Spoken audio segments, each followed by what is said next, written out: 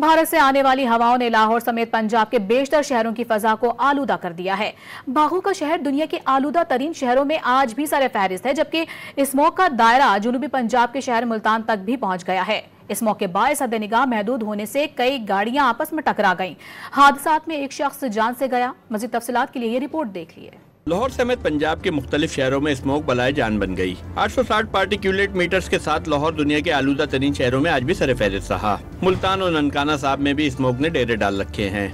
मुल्तान में सुबह के औकात में नुकसानदेह ज़र्रात की तादाद 2000 से ज़ायद फी क्यूबिक मीटर रिकॉर्ड की गई। लाहौर में मुस्तकबिल के मेहमारों को स्मोक के नुकसानदेह असरात से महफूज रखने के लिए 12वीं जमात तक तालीमी सरगर्मियाँ मुअत्तल और स्कूल बंद हैं, जबकि सरकारी अहकामात के बरखिलाफ खुलने वाले निजी स्कूलों के खिलाफ सख्त कार्रवाई की गई है। महकमे तालीम पंजाब के मुताबिक लाहौर में खुलने वाले 13 निजी स्कूलों को बंद करके शोकाज नोटिस भी जारी किया जा चुका है। उधर स्कूलों में टीचर्स और वालिदैन की मीटिंग्स में स्पोर्ट्स एक्टिविटीज और तफरीही दौरे न करने का भी फैसला किया है। स्मोक की वजह से धुंध की शिद्दत भी बढ़ गई है। पंजाब के मैदानी इलाकों में सुबह सवेरे गहरी धुंध ने हर शय धुंधला दी। हद निगाह कम होने के बायस मोटरवे M2 और M3 मुतारिद मुकामात पर बंद कर दी गई, जबकि धुंध के बायस 2 मुख्तलिफ हादसात में एक शख्स जाँ बहक और 5 जख्मी हो गए। टोबर टैक्सिंग में तेज रफ्तार कार धुंध के बायस दरख्त से टकरा गई। हादसे में कार सवार मौके पर ही जाँ बहक हो गया। शेखुपुरा में हिरन मीनार इंटरचेंज के करीब गाड़ियां आपस में टकराने से 5 अफराद जख्मी हो गए। मोटरवे पुलिस ने धुंध के औकात में सफर न करने की अपील की है।